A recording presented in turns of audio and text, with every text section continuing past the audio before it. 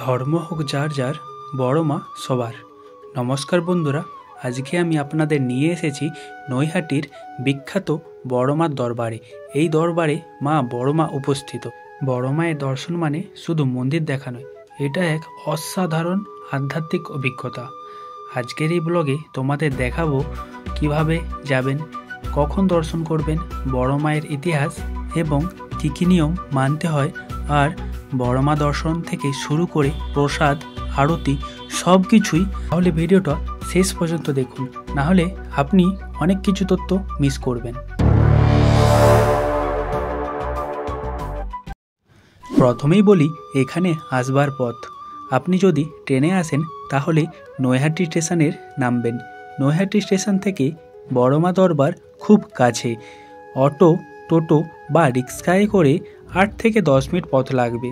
কল্যাণী, ব্যারাকপুর, শিয়ালদা, দমদম যে দিক থেকে আসেন না কেন, ট্রেনগুলি আপনি সহজেই পেয়ে যাবেন। এছাড়া যারা বাস থেকে আসতে চান তারা বারাসাত, দমদম, ব্যারাকপুর এবং কল্যাণী থেকে বাস সহজেই পেয়ে যাবেন। বাস স্ট্যান্ড থেকে টোটো নিয়ে সহজেই মন্দিরে পৌঁছে যেতে পারবেন। আমি যেভাবে এসেছিলাম, সকালে 7:40 শিয়ালদা থেকে ট্রেন ধরলাম। সকালের ঠান্ডা হাওয়ায় লোকাল ট্রেনের সেই পরিচিত ছন্দ, সব মিলিয়ে যাত্রাটা বেশ মনোরম ছিল। দেখতে দেখতে প্রায় 1 ঘন্টার মাথায় পৌঁছে গেলাম নৈহাটি স্টেশনে। মায়ের পুজো দেওয়ার সময় সকাল 6টা থেকে রাত্রি 9টা পর্যন্ত। নৈহাটি স্টেশনে নামতেই প্রথমে চোখে পড়ল সকালের সেই চেনা ভিড়। চা, মুড়ি, খবরের কাগজ, একদম লাইফফুল পরিবেশ। স্টেশন থেকে বেরিয়ে আমি হেঁটেই রওনা দিলাম বড় মা মন্দিরের দিকে। রাস্তা খুব দূর নয়, কিন্তু যতই এগোচ্ছি ততই বোঝা যাচ্ছিল আজ বড় মা দর্শনের পেতে ভিড় কতটা বিশাল। মন্দিরের কাছাকাছি আসতেই চোখে পড়ল অসংখ্য মানুষের লম্বা লাইন।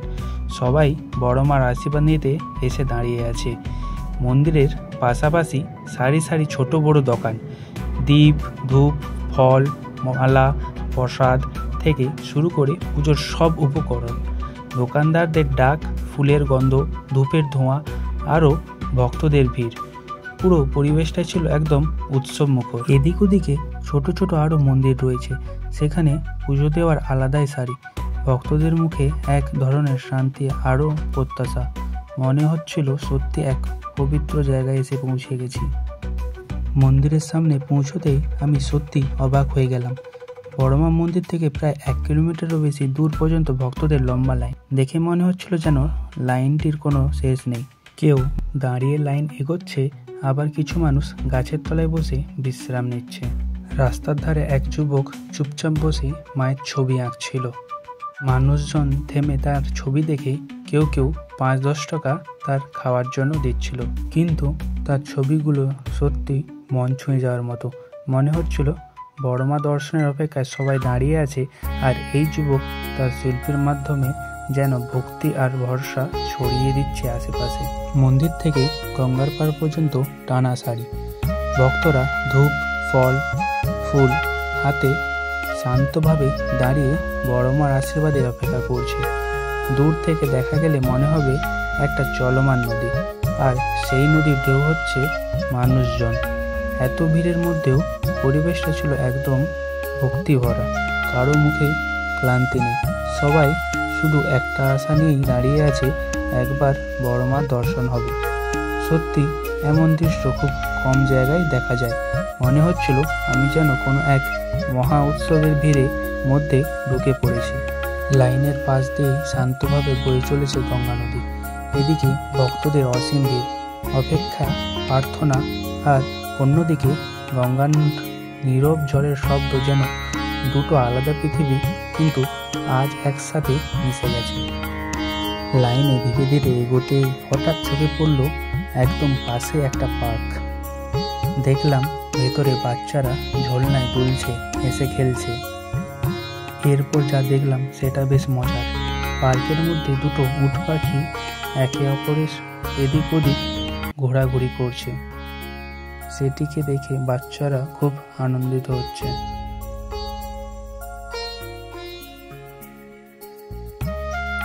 আর একটা বিশাল দানব মুখ হাঁ করে খোলা, পুরোটা একটা টানেল টয়। বাচ্চারা ওই দানবের মুখ দিয়ে ঢুকছে আর বেরোচ্ছে। পার্কটির নাম স্বপ্ন পৃথিক পার্ক। আমি গেটের সামনে দাঁড়িয়ে টিকিট কাউন্টারে লেখা দেখলাম প্রবেশ মূল্য 20 টাকা এবং 5 বছর ঊর্ধ্বে সকলের জন্যই টিকিট 20 টাকা করে। লোকজন অপেক্ষার মাঝে কেউ কেউ এখানে বসে একটু বিশ্রাম নিচ্ছে, কেউ বাচ্চাদের নিয়ে কয়েক মিনিট ঘুরে এসে আবার লাইনে যোগ দিচ্ছে। লাইনে আরও এগোতেই দেখি চারিপাশে ছোট ছোট অনেক দোকান বসেছে। সেখানে বড় মার ছোট বড় অসংখ্য ছবি বিক্রি হচ্ছে। কেউ কাগজের ফ্রেম, কেউ কাঠের বোর্ডে, আবার কেউ পোস্টার আকারে সাজিয়ে রেখেছে। দোকানগুলোর সামনে মানুষজন ভিড় করে দাঁড়িয়ে ছবি দেখছে। কেউ নিজের জন্য নিচ্ছে, কেউ আবার বাড়ির জন্য নিচ্ছে, আবার অনেকে আত্মীয় স্বজনদের দেওয়ার জন্য একসাথে বেশ কয়েকটা ছবি কিনছে। অবশেষে প্রায় 2 ঘন্টা লাইন দিয়ে ধীরে ধীরে এগিয়ে এসে আমি বড়মার মন্দির ঠিক সামনে এসে দাঁড়ালাম। এই মুহূর্তটা সত্যি বিশেষ।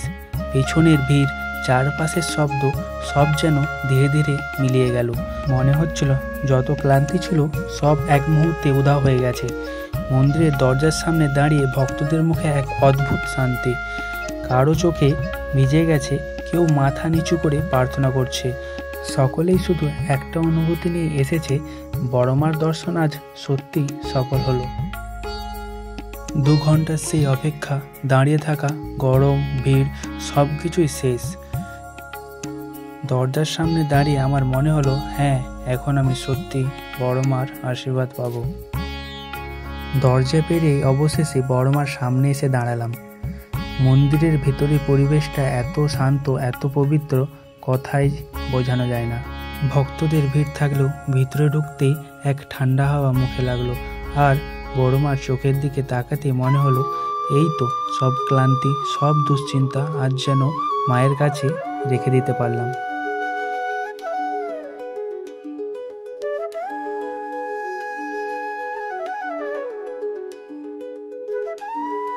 মাথা নিচু করে প্রণাম করলাম, হাত জোড়ো করে নিজের আর পরিবারের সকলের জন্য আশীর্বাদ চাইলাম। পুরোহিত ঠাকুরের হাত থেকে প্রসাদ নিলাম আর শান্তভাবে পুজো দিলাম।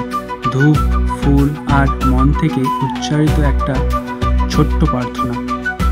সত্যি বড়মার দর্শন পাওয়ার সেই মুহূর্তটা 2 ঘন্টার অপেক্ষাকে 1 সেকেন্ডে ভুলিয়ে দিল। মনে হচ্ছিল মা যেন বলেছে, এসো বাবা, সব ভালো হবে। মন্দিরে দর্শন ও পুজো শেষ করে যখন বাইরে বেরোলাম, মনে হচ্ছিল ভেতরের সেই পবিত্র পরিবেশ এখনো আমার সঙ্গে লেগে আছে। মন্দিরের গেটের বাইরে আসতেই দুপাশটা আবার দেখা গেল সারি সারি দোকান, সাজানো রয়েছে বড়মার রঙিন পটের ছবি। একটু থেমে কয়েকটা ছবি দেখতে লাগলাম। মন্দির থেকে বেরিয়ে বড়মা পটের ছবি কিনলাম আর সেই ছবিটি হাতে নিয়ে মনে হলো আজকে এই যাত্রাটা স্মৃতির মতো সঙ্গে করে নিয়ে ফিরছি। এই ছিল আজকের ব্লগ, নৈহাটি বড়মা দর্শন। আশা করি তোমাদের ভালো লাগবে। যদি এই ভিডিও তথ্যপূর্ণ মনে হয় তাহলে লাইক, কমেন্ট ও শেয়ার করতে ভুলবেন না। তোমরা কেউ নৈহাটি বড়মা দর্শন করে থাকলে কমেন্টে তাদের অভিজ্ঞতা অবশ্যই জানাবে। আর যারা এখনো আসোনি একবার অবশ্যই এসো, সত্যি মন ভরে যাবে। কারণ বড়মা কখনো কারো খালি হাতে যেতে দেননি। তাই ধর্ম হোক যার যার, বড়মা সবার।